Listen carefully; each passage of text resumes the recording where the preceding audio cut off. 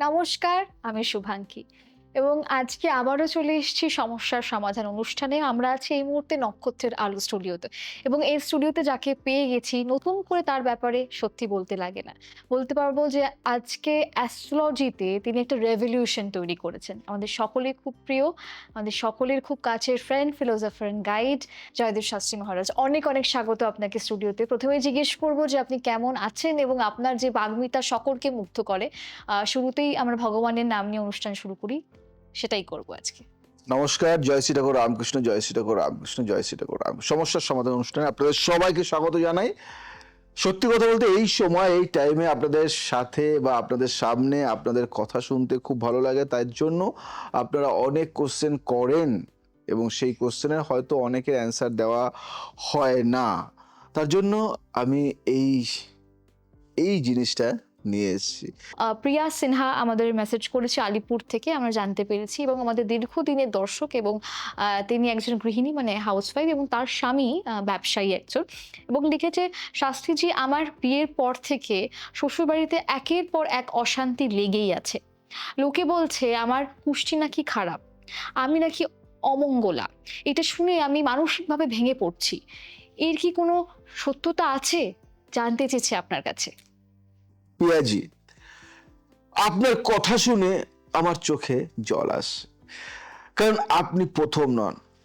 গত 18 বছরের জ্যোতিষ চর্চায় আমি এমন কত মেয়েকে দেখেছি যারা অমঙ্গলা তকমা পেয়ে ভিতর থেকে ভেঙে গেছেন, এবং প্রতিবারই আমি যখন সেই মেয়েটির কুণ্ডলী দেখেছি বা দেখছি, এই কথা সম্পূর্ণ মিথ্যা। প্রথমে শাস্ত্রীয় সত্যটা বলবো আজকে। হিন্দু জ্যোতিষশাস্ত্রে কোথাও পরাশর হোরা শাস্ত্রে বৃহৎ জাতকে জৈমিনী সূত্রে কোথাও লেখা নেই যে কোনো নারী জন্ম থেকে অমঙ্গলা হয়। এই শব্দটি শাস্ত্রের নয়, অজ্ঞতার। যে সমাজ বছরের পর বছর ধরে নারীকে দোষ দিয়েছে, এটা তারই একটা অস্ত্র। মঙ্গল দোষ কি আসলে? হ্যাঁ, কুণ্ডলিতে মঙ্গল দোষ নামে একটি যোগ আছে। মঙ্গল গ্রহ যদি লগ্ন, চতুর্থ, সপ্তম, অষ্টম বা দ্বাদশ ভাবে থাকেন তাহলে তাকে মাঙ্গলিক বলা হয়। কিন্তু এই মঙ্গল দোষ মানে কি স্বামীর মৃত্যু বা পরিবার ভাঙা? একদমই না। মঙ্গল হলেন শক্তি, সাহস এবং আত্মবিশ্বাসের গ্রহ। মাঙ্গলিক মেয়েরা সাধারণত অত্যন্ত শক্তিশালী, দৃঢ়চেতা এবং পরিবারকে আগলে রাখার ক্ষমতা রাখেন। যদি স্বামীও মাঙ্গলিক হন তাহলে এই দোষ স্বয়ংক্রিয়ভাবে নিরস্ত হয়। একটা সত্যি ঘটনা বলি। আমার পরিচিত এক ডাক্তার পরিবারের মেয়ে, নাম দিয়া, তাকেও বিয়ের পর অমঙ্গলা বলা হয়েছিল। শ্বশুর বাড়িতে দুটো দুর্ঘটনা হয়েছিল। দিয়া আমার কাছে এসেছিল ভাঙা মনে। আমি কুণ্ডলী দেখলাম, সপ্তম ভাবে মঙ্গল আছেন ঠিকই, কিন্তু বৃহস্পতি তাকে দৃষ্টি দিচ্ছেন। এর মানে এই মঙ্গল দোষ অনেকটাই প্রশমিত। আমি দিয়াকে বললাম প্রতি মঙ্গলবার সুন্দর লাল ফুল নিয়ে হনুমান মন্দিরে যেতে, ওম অঙ্গরকায় নমঃ এই মন্ত্রটি জপ করতে, সঙ্গে পরিবারের মধ্যে নিজের ভালো কাজ দিয়ে জায়গা করে নিতে। 3 বছর পর সেই পরিবারের সবচেয়ে ভরসার মানুষ হয়েছিল দিয়া। আজ তার শাশুড়ি বলেন, আমার বৌমা আমার ভাগ্য। পিয়াজি, আপনার জন্য বলছি, আপনি অমঙ্গলা নন। আপনি হয়তো এমন একটি পরিবারে গেছেন যেখানে আগে থেকে কিছু গ্রহগত বাধা ছিল। সেটা দায় আপনার নয়। শুক্রবার সকালে লক্ষ্মী পুজো করুন, সাদা ফুল, সাদা মিষ্টি, ঘিয়ের প্রদীপ। নিজেকে কখনো ছোট ভাববেন না। আপনার আত্মবিশ্বাসী আপনার সবচেয়ে বড় রত্ন পাথর। শেষ একটা কথা বলবো, যে মানুষ আপনাকে অমঙ্গলা বলে সে হয়তো নিজের ভয় ও অজ্ঞতাকে আপনার উপর চাপিয়ে দিচ্ছে। তার জন্য করুণা রাখুন, ঘৃণা নয়। অমঙ্গলা বলে কেউ হয় না। নিজে নিজেকে ভালো ভাবুন, দেখবেন সবাই আপনাকে ভালো ভাববে। খুব ভালো কথা বলেছেন। যাব পরের প্রশ্নে। সুব্রত চক্রবর্তী রাজারহাট থেকে প্রশ্ন করেছে এবং কলকাতায় থাকে। রাজারহাট তো কলকাতার মধ্যেই এবং তিনি একজন রিয়েল এস্টেট ব্যবসায়ী। এবং তিনি লিখেছেন, শাস্ত্রীজি, আমি একজন শিক্ষিত মানুষ। আমার বিশ্বাস জ্যোতিষ মানে শুধু টাকা নেওয়া আর ভয় দেখানো। আপনি কিভাবে প্রমাণ করবেন যে এটা সত্যি? আপনার প্রশ্নটা শুনে আমি একটু হাসলাম, কারণ এই প্রশ্নটাই আমার সবচেয়ে প্রিয় প্রশ্ন। যে মানুষ প্রশ্ন করে না সে কখনো সত্য খুঁজে পায় না। আপনি সন্দেহ করছেন, এটাই প্রমাণ করে আপনি সত্যিকারের বুদ্ধিমান মানুষ। এবার বিজ্ঞানের কথা দিয়ে আমি শুরু করি। আজ থেকে প্রায় 5,000 বছর আগে ভারতের ঋষিরা গ্রহ নক্ষত্রের গতিবিধি পর্যবেক্ষণ করে একটি সিস্টেম তৈরি করেছিলেন।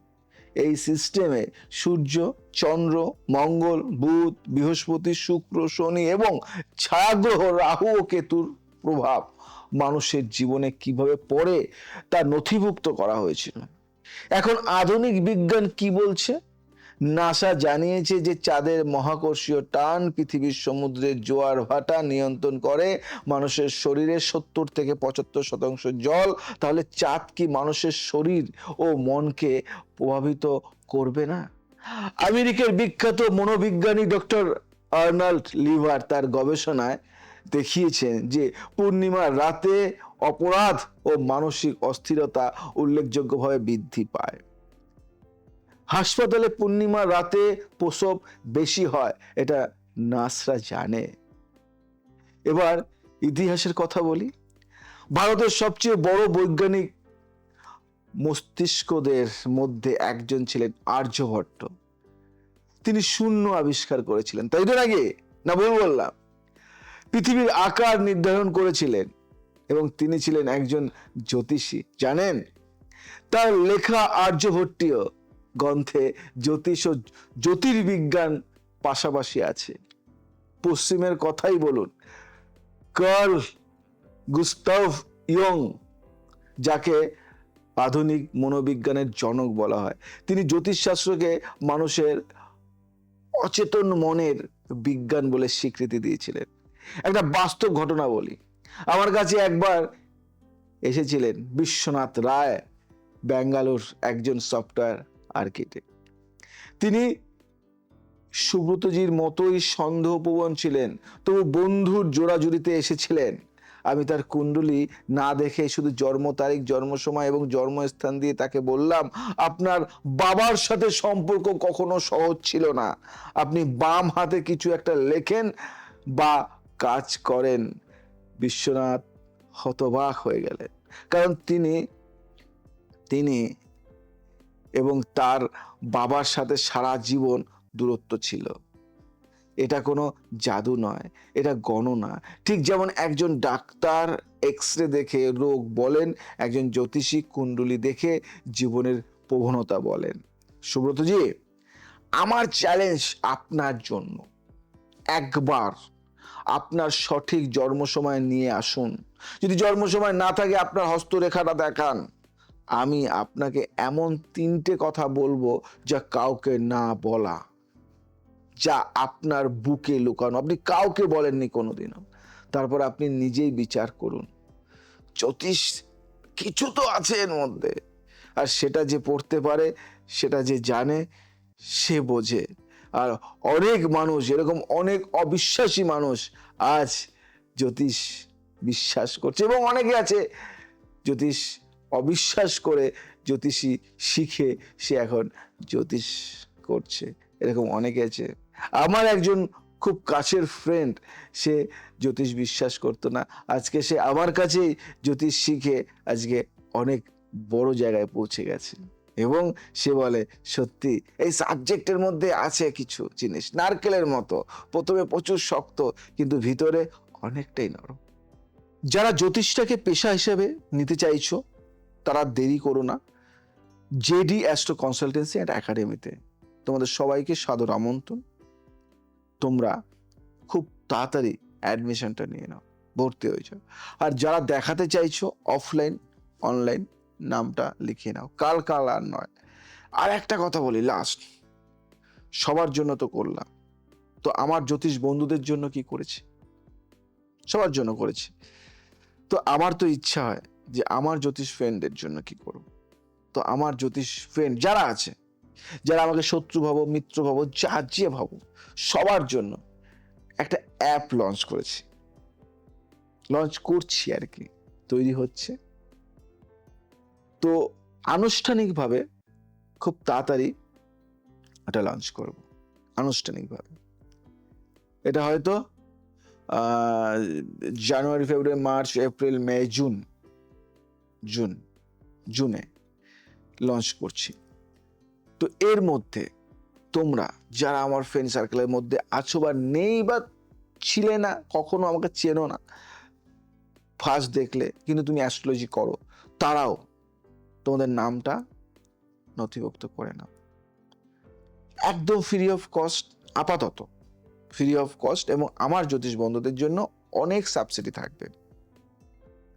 তাই চিন্তা নয়, প্ল্যাটফর্মটা হাই লেভেল, আপার লেভেল যাচ্ছে। যে অ্যাপ লঞ্চ করছি ওয়েস্ট বেঙ্গলের মধ্যে হয়তো এখনো পর্যন্ত হয়নি এই লঞ্চ। তো এখানে আপার লেভেল ধামাকা হবে। তো যাই হোক, যারা আমাকে ভালোবাসো বা বাসো না, সবার জন্যই বলি, তোমরা এই অ্যাপে তোমাদের নাম নথিভুক্ত করতে পারো একজন জ্যোতিষ হিসেবে। আজ আসি, আবার আসবো নতুন কিছু নিয়ে। ভালো থাকো, সুস্থ থাকো, সবাইকে ভালো রাখো। জয় শ্রীরাম।